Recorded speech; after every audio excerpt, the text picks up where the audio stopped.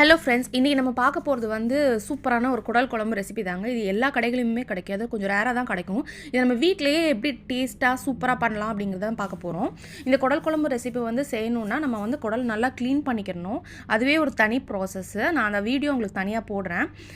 இது வந்து பார்த்திங்கன்னா நான் க்ளீன் பண்ணி தண்ணியில் மஞ்சத்தூள் உப்பு சேர்த்து ஒரு 10 நிமிஷம் வேக வச்சு எடுத்திருக்கேன். 10 நிமிஷம் தான் வேகணும்.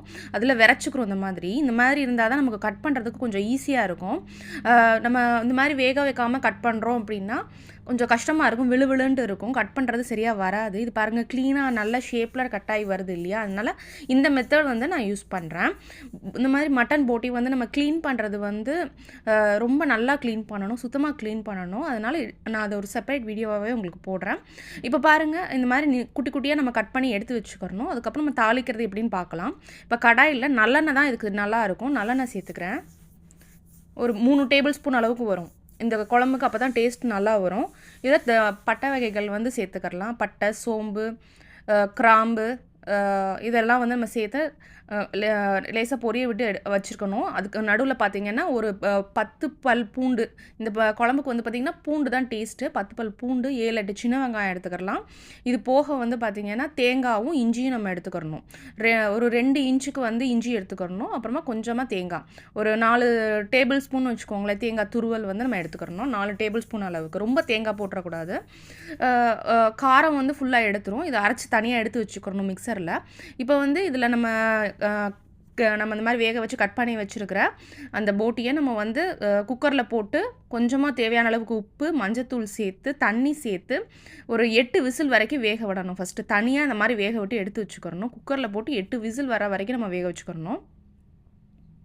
அந்த 8 விசில் முடியவும் நம்ம வந்து அதுக்கு நடுவில் நம்ம இந்த பக்கம் தாளிச்சிடலாம். நம்ம கடாயில் வந்து தேவையான தாளிக்க வேண்டியது என்னெல்லாம் பண்ணணும்னு பார்த்துடலாம். இப்போ வந்து ஆயிலில் வந்து பார்த்திங்கன்னா பட்டை வகைகள் வந்து பொரிஞ்சு வந்துருச்சு. இதில் தேவையான அளவுக்கு சின்ன வெங்காயம், அதாவது நான் வந்து 7-8 சின்ன வெங்காயம் சேர்த்துருக்கேன். இந்த ஆனியன் வந்து நல்லா வதங்கி வரணும். இதுதான் அந்த குழம்புக்கு ரொம்ப நல்லா டேஸ்ட் கொடுக்கும். சின்ன வெங்காயம் வந்து இருந்தால் சின்ன வெங்காயம் மட்டுமே போடுங்க, பெரிய வெங்காயம் சேர்க்காதீங்க. ஏன்னா அது ஒரு மாதிரி இனிப்பு டேஸ்ட் கொடுத்துரும், நல்லா இருக்காது. இப்போ வந்து தேவையான அளவுக்கு தக்காளி, அதாவது நான் இங்கே எவ்வளோ எடுத்திருக்கேன்னு பார்த்தீங்கன்னா ஒரு மீடியம் சைஸ் தக்காளி வந்து ஒரு ரேண்டமாக நறுக்கி, ரொம்ப பொடுசாலாம் நடுக்கலாம், நல்லா வதங்கி வந்துருங்கிறதுனால சும்மா 1-2 நறுக்கி வச்சுருக்கேன். அப்புறம் 2 பச்சை மிளகாயை கீரி சேர்த்துக்கிறலாம். பச்சை மிளகாயை கீரி சேர்க்கும் போது நல்லாயிருக்கும். அதுக்கப்புறமா கொஞ்சமாக நல்லா வதங்கி வந்ததுக்கப்புறமா இதை வந்து வேக வச்சிருக்க போட்டியோடு நம்ம சேர்த்து கிளறி அதுக்கப்புறமா ஃபர்தராக குக் பண்ண போகிறோம். இப்போ வந்து ஏற்கனவே 8 விசில் வரைக்கும் வேக வச்சு எடுத்து தண்ணி சேர்த்து இந்த மாதிரி வதக்கினதையும் சேர்த்து கிளறி வச்சுருக்கேன். இப்போ வந்து இதில் மசாலா பொருட்கள் நம்ம சேர்த்துடலாம். இதில் வந்து 1 ஸ்பூன் அளவுக்கு தனி மிளகாத்தூள், 2 ஸ்பூன் குழம்பு மிளகாத்தூள், 2 ஸ்பூன் வந்து தனியா பொடி, இதை சேர்த்து நல்லா கிளறிடணும். இது கரம் மசாலாலாம் இதில் போடக்கூடாது. நம்ம தாளிப்புக்கு போட்ட பட்டை வகைகளோட டேஸ்ட்டே நல்லா தான் இருக்கும். உங்களுக்கு டேஸ்ட்டை மாற்றி விட்டுடும் கரம் மசாலாலாம் போட்டிங்க அப்படின்னா. இது மாதிரி போட்டு நல்லா கிளறி விட்டதுக்கப்புறமா நம்ம ஏற்கனவே அரைச்சி வச்சுருக்கோம் இல்லையா பேஸ்ட்டு, தேங்காய், வெங்காயம், பூண்டு, இஞ்சி, இந்த பேஸ்ட்டை வந்து நல்லா அரைச்சிக்கிறணும். 1-2 அரைக்கக்கூடாது, நல்லா பேஸ்ட் மாதிரி அரைச்சிக்கிறணும். இதை வந்து நம்ம இந்த போட்டி குழம்புல வந்து நம்ம சேர்த்துடலாம். தேங்காய் வந்து 3 டேபிள் ஸ்பூன் அளவுக்கு தான் தேங்காய் வந்து யூஸ் பண்ணணும். திக்னஸ் அதிகமாக வரணுங்கிறதுக்காக நிறையா தேங்காய் நீங்கள் போட்டுட்டீங்க அப்படின்னா இது வந்து டேஸ்ட்டே மாற்றிடும். அந்த காரம், புளிப்பு எல்லாம் வந்து பேலன்ஸாக இருக்கணும். தேங்காய் வந்து ஃப்ளேவருக்காக தான் போடுறோம். இது வந்து நல்லா குக்காகி வரணும் நமக்கு. இப்போ இது கூட வந்து நம்ம நல்லா கிளறி விட்டுட்டு ஃபர்தராக நம்ம வந்து ஒரு 4 விசில் வரைக்கும் வைக்கணும். அப்படி வச்சா தான் நமக்கு வந்து குழம்பு வந்து கரெக்டாக வரும். நான் இப்போ எடுத்துருக்கிறது பார்த்திங்கன்னா 1/2 kg அளவுக்கு போட்டி எடுத்திருக்கேன். நீங்கள் எவ்வளோ போட்டி எடுக்கிறீங்களோ அதுக்கு தகுந்தாப்பில் விசில் வந்து மாறும். இது 1/2 kgக்கான ஒரு மெத்தடு தான்.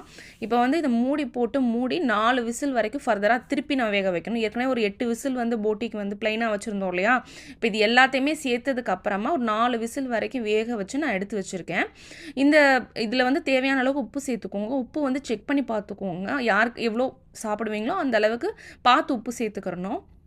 இந்த மாதிரி தேவையான அளவுக்கு நம்ம சேர்த்ததுக்கப்புறமா நம்ம வந்து நல்லா கிளறி விட்டுட்டு கொஞ்சம் நேரம் இப்படியே ஓப்பனாகவே கொதிக்க விடணும். ஏற்கனவே 12 விசில் ஓவரால் நம்ம வச்சுட்டோம். ஆனால் கொஞ்சம் நேரம் கொதிக்க விட்டால் தான் கிரேவி திக்காகி வரும்.